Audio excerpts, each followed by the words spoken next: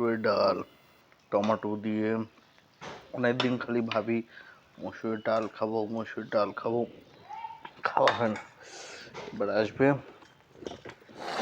এবার আসবে স্পাইসি আলুর দম, স্পাইসি আলুর দম, দম বেরিয়ে যাবে।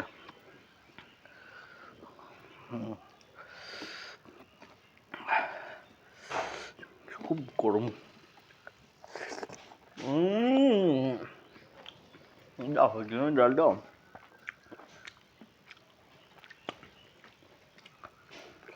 গোল গোল আলু,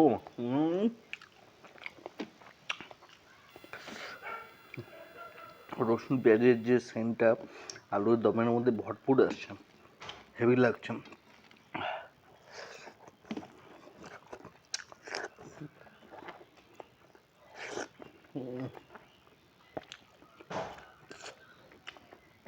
আলুর দম দিয়ে মুসুর ডাল জমে গেল।